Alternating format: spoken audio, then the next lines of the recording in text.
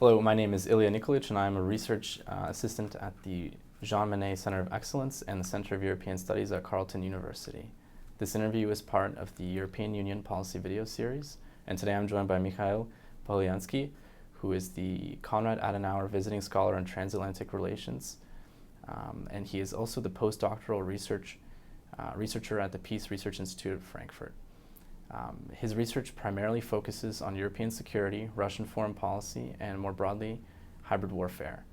This interview will be focused on his recent policy brief that has just been published, titled Probing European Defenses, Russia's Coordinated Drone Assaults on Polish Territory, which examines the recent airspace violations over Poland's eastern border, which prompted Poland to invocate Article 4 of the NATO Treaty.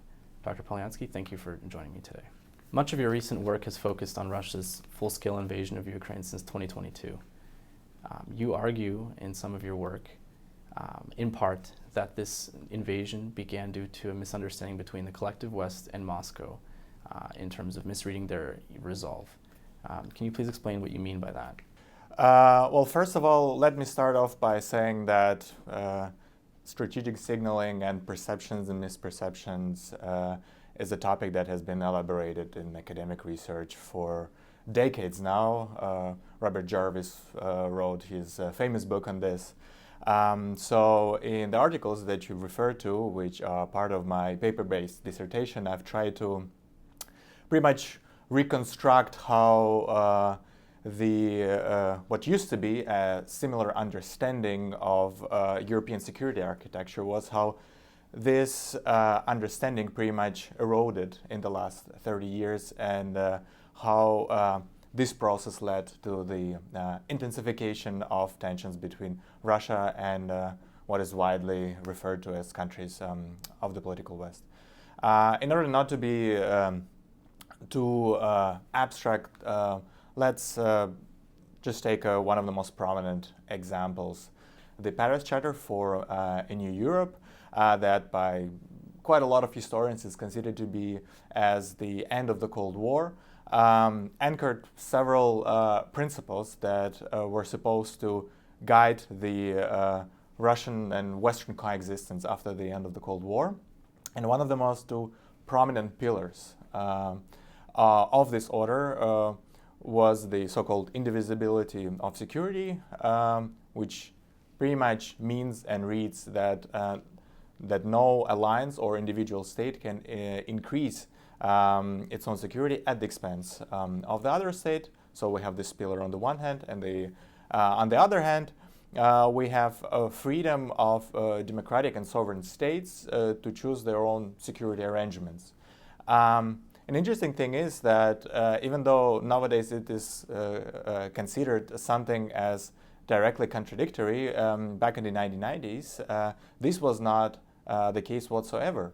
And the reason for that was pretty simple, because Russia wanted to be part of these institutions, including NATO. It is quite interesting to watch nowadays how Vladimir Putin, at one of his first press conferences with George W. Bush, was asking him whether it is possible for maybe Russia to join NATO. So why would Russia be scared or somehow threatened by NATO if Russia actually wanted to be part of the organization, right?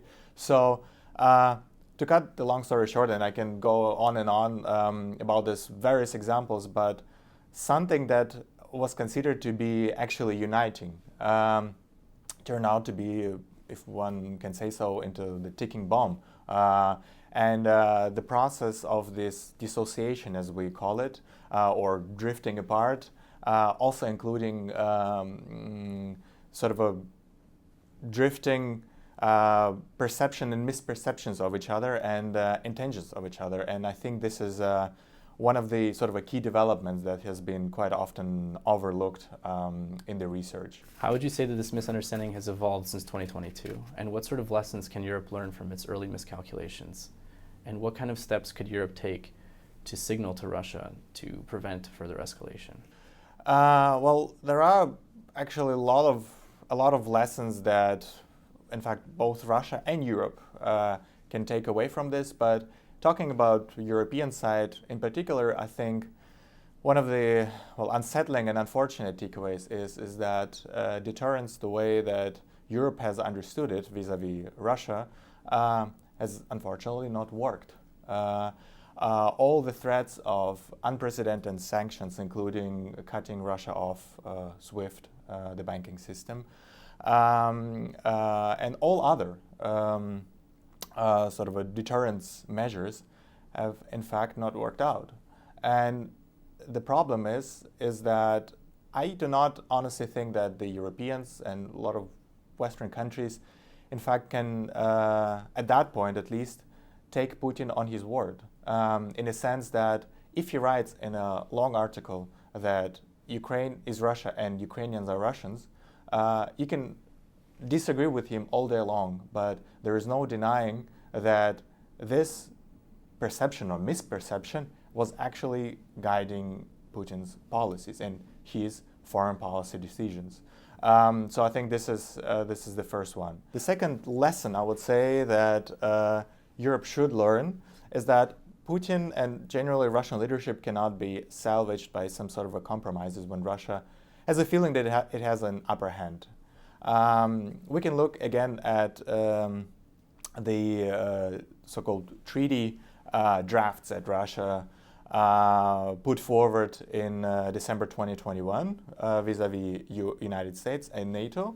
Again, there's a lot of academic and policy debates as to whether the Russian side actually believed that by negotiating the deals that they were suggesting, the fundamental misunderstandings could actually be tackled. I personally do not think so, because Putin and Russian leadership at that point, in my opinion, was feeling that it had an upper hand and it could solve the problems that it believed it had with the West through military means. So, and I believe this is also something that still guides Western policy, American policy, when Donald Trump returned to the Oval Office. This is something that he believed could be achieved, that some sort of a compromise could be found. But at least from my reading of Russian narrative, Russian dominating discourses right now, unfortunately, the Russian Federation still has a feeling that they have an upper hand both in the battlefield but also on the in the diplomatic domain. So I do not personally think that any viable compromise can be achieved at that point. I think what is really essential is expectation management. Expectations management in a sense that there should be clear tit for tat. That whenever Russia sends drones, the policy brief that you've referred to, there should be clear understanding that those drones will be shut down if the military jets are violating the airspace, that they might be shut down. So unless there is this understanding, clear understanding that for every action there is going to be counteraction, I do not personally think that this type of pretty much escalation from the Russian side will cease. So this is essential point that we are finding ourselves in right now. Would you say that there are still weaknesses present in European security institutions, such as NATO, the EU, and the OSCE, that Russia continues to exploit? This is also a very interesting but also tricky question, because in my opinion, and this is something that I've explored in my dissertation, is that the promise that the institutions had in the 1990s, as for instance the so-called Istanbul Charter for European Security in 1999, anchored that there's going to be this interconnected, interdependent net of institutions that will provide security for everyone, including Russia. So I think they do not hold this promise anymore. We have different sets of institutions. We have organizations such as NATO that you referred to, which is a collective defense institution, meaning that whenever one of its members is attacked, there will be a retaliation from the entire alliance. But there's also an organization, for instance, like an OSCE, Organization for Security and Cooperation, in Europe, which is a collective security organization, which is different from collective defense, in the sense that collective security organization is an organization where all member states agree that whatever the problems that they might have with each other, they will not be solved by force.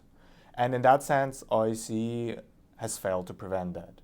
Again, I'm not trying to do institutional bashing here, God forbid. I think they've, in fact, prevented the escalation in several other key phases of our history in last 30 years in Europe. But in that sense, and I repeat myself, that the promise of this institutional net that will sort of be a backlog, if you will, of European security. So this unfortunately failed. As of now, I believe that Russia still uses institutions, the OSCE, but it uses mostly it for pretty much torpedoing whatever the Western states are still trying to save, I guess, in the burning house of Europe, if you talk about European security. Russia still sends its diplomats to OSCE sessions, but they're mostly there just to repeat Russian propaganda narratives. They're being boycotted there, so in that sense, I'm afraid that OSCE is a zombie organization, and there will be a new one in the foreseeable future, whether with or without Russia. We will see about it, but Russia sees this as a classic zero-sum game at this point, meaning that whatever is of advantage for the West in those institutions is automatically lost for Russia. What Moscow is currently doing, that they're trying to build alternative institutions, be it Shanghai Cooperation Organization, CSO for short, or BRICS. They're still rather vague, and there are not a lot of institutional frameworks that could be compared to NATO.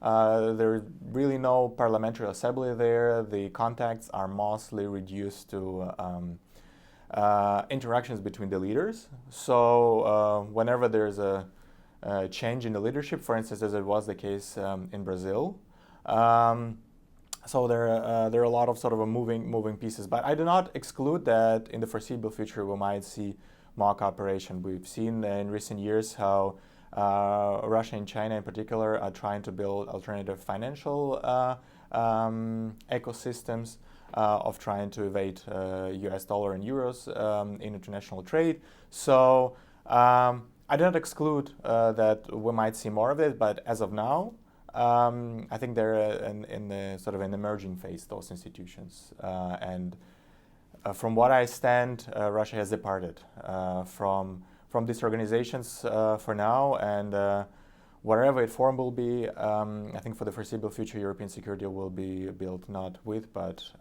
against Russia. In September 2025, Russian drones repeatedly violated European airspace. In your opinion, why would Russia do this, and what was Russia specifically testing in allied decision-making and air defenses, and what did they likely learn from doing so? So my take on this is quite simple, actually. I think it was a massive intelligence gathering operation. And funny enough, and if I may just take a step back, violations of European airspace by Russian jets or drones is actually not new. We've seen similar accidents before 2022 in the Baltic region. We've seen Russian jets flying without so-called transponders, so that they are not so easily detected in the airspace. And the reason for that is quite simple, as you've alluded to yourself. The reason is quite simple, is just to test how fast are the Europeans reacting, what is the protocol, so how this could be potentially evaded, and so on and so forth. After 2022, however, the context has changed dramatically. We have a full-fledged war in Europe. And I think beyond testing and beyond intelligence gathering, I think there's another component to it right now, namely increasing costs of supporting Ukraine. Russia, by violating European space, can show that you might be next on the line, be it Romania, be it Baltic states, be it Poland. It definitely has a very unsettling effect on local populations. Because again, no one wants to go into war with Russia in Europe. Unlike what Russia propagandists are saying, that Europe is preparing itself for war with Russia, and they're the one to potentially attack Russia.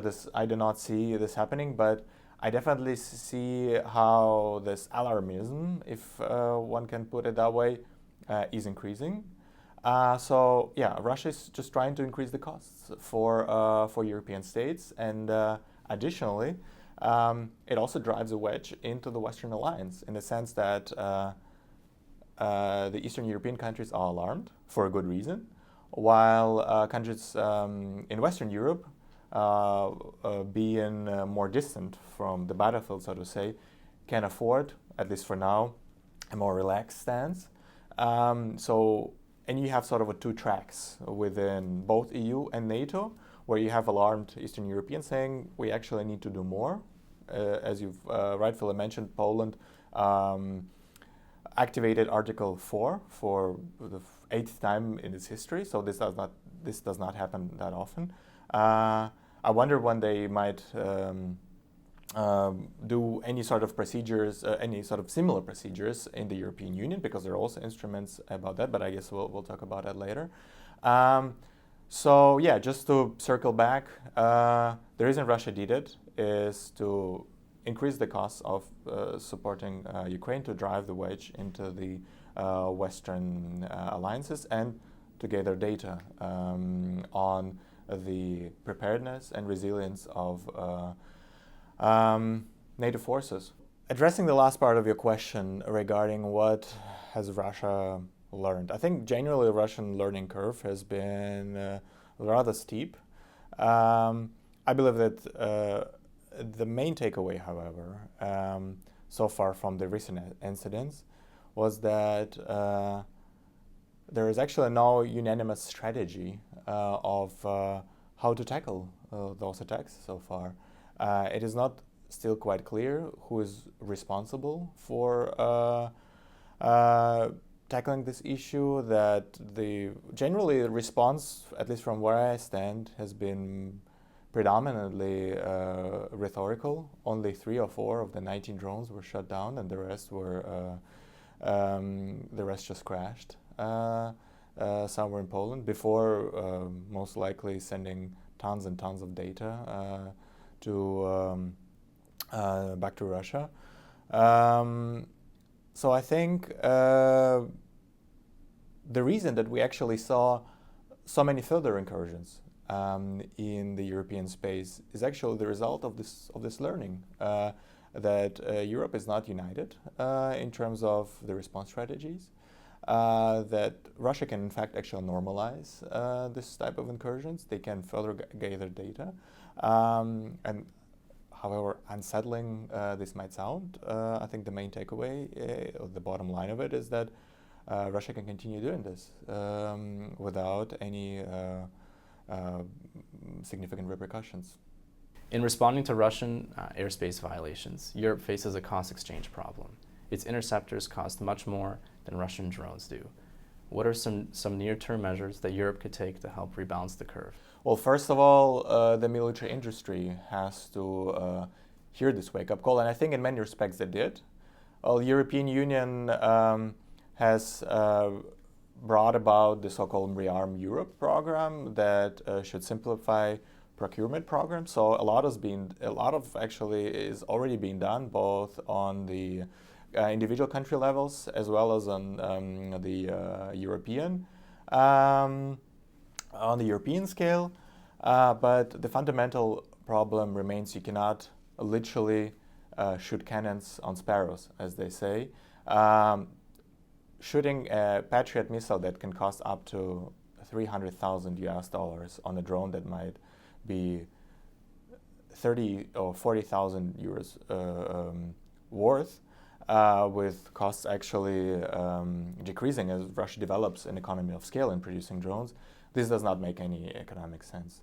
So if we can imagine that Europe at some point in the future faces a similar challenge as Ukraine does, when up to 500 drones and up to 30 to 40 missiles are being launched in one night, it is going to overwhelm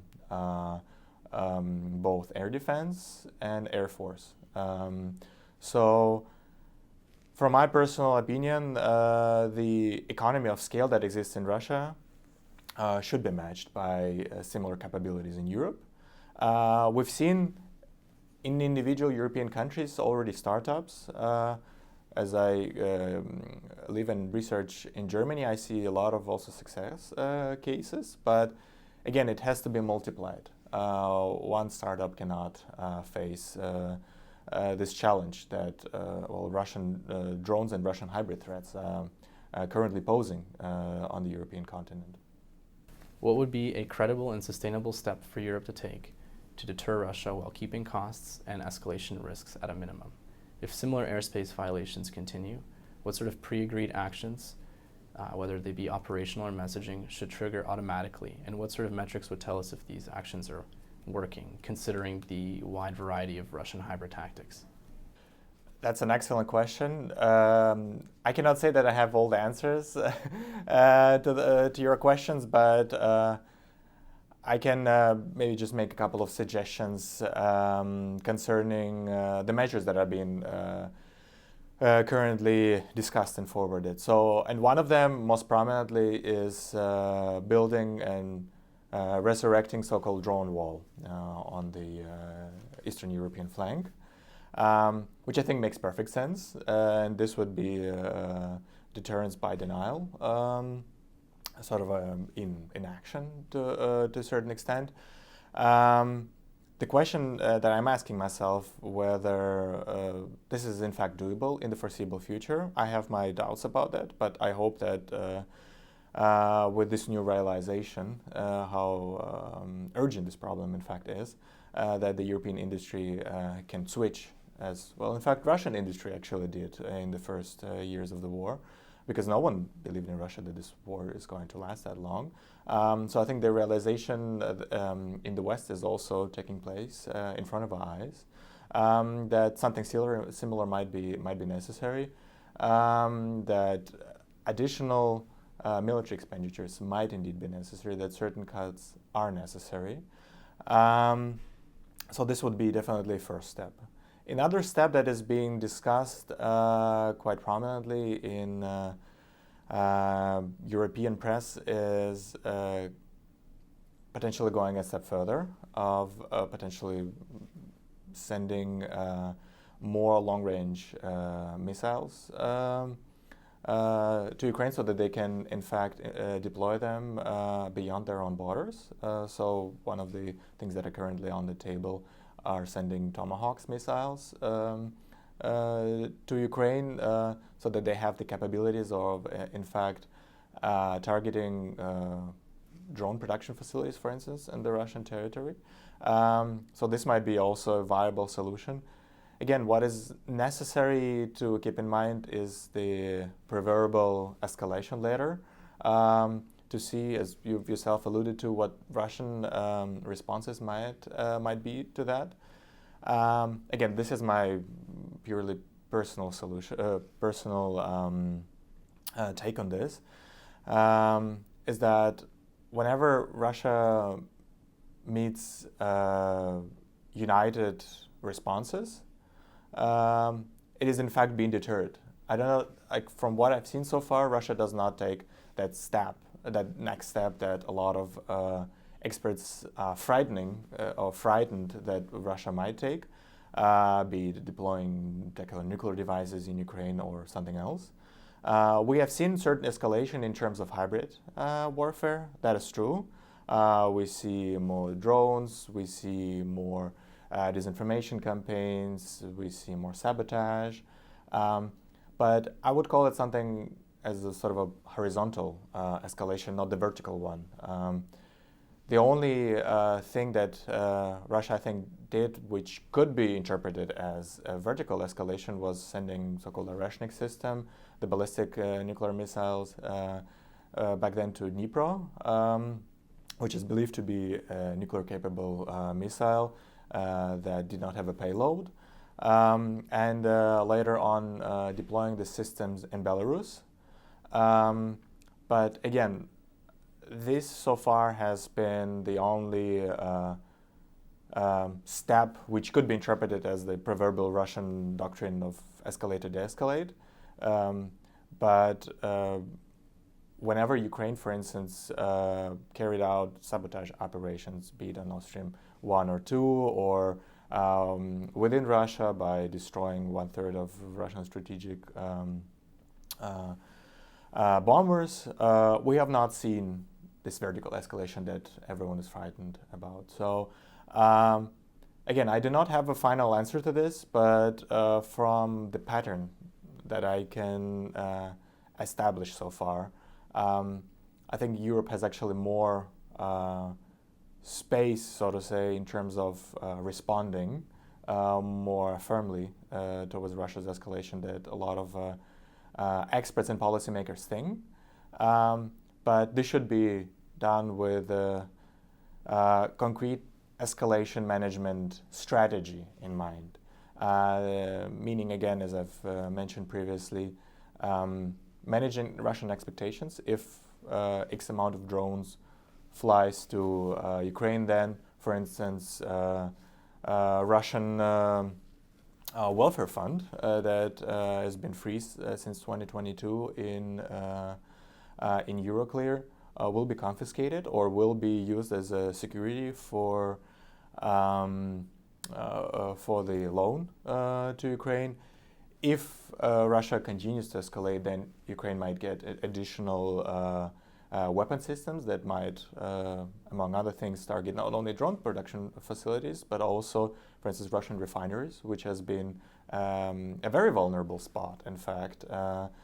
In the recent months, at least from what I've seen in available sources, Russia has pretty much stopped export of petrol, which has been one of the largest revenues for the Russian state budget. We have seen long lines in front of, in certain regions of Russia, in front of the petrol stations. The price for petrol has increased. So this is sort of something that could be interpreted as this, death by 1,000 cuts in Ukraine is, I think, within the capabilities that they have at this moment, are doing an excellent job of, in fact, actually deterring Russia, something that Europe is still contemplating about for a good reason. But yeah, just to circle back to to your original question, I think there's so much more that Europe can do. I do not say that that Russia will just stay still and won't respond. But I think the sort of Russian responses are being quite often overestimated. I'll maybe end here. In conclusion, what is one forward-looking takeaway from your analysis that European policymakers can take in the next 6 to 12 months? I think one of the perhaps most unsettling takeaways that European and other policymakers across the world can take away with them is the fact that high-intensity armed conflicts could last longer than just a couple of months or couple of years. Before Russia invaded Ukraine once again in February 2022, a lot of commentary, at least that I've been following on, have been quite unanimous in saying that with this intensity, modern conflicts cannot last more than just a few months. But unfortunately, well, reality has exceeded our expectations or our imagination. We see 3.5 years of, well, quite active fighting. We see that the problems that existed before or emerged during this war did not go anywhere, and in certain respect have been actually accelerated by war in Ukraine. But maybe just to be more concrete and not to sort of discuss a larger picture, and if I were to give an advice to European policymakers, would be crystal clear about what are your next steps are going to be. If there is going to be a new drone incursion, what is your next step is going to be? If there's going to be a new violation of airspace by jets, what is your response going to be? And then, which probably is even more important, is to in fact follow up on those promises. Because I think what is, in my opinion, in terms of escalation management, is quite a dangerous thing to do. And I'm afraid that quite a few European policy makers and leaders have done in the past is that they promise significant retaliation measures, and then Russia completely ignores it, and then nothing happens, or like very, very few things happen. This also goes toward Donald Trump's promises of tariffs or other sort of restrictive measures towards Russia, and then just infinitely postponing those measures. Once again, be crystal clear about your expectations. Do not be very vague. Be very clear what sort of steps you will counter with your concrete measures, and follow up on them. Thank you, Dr. Polianskii, for your time. Thank you.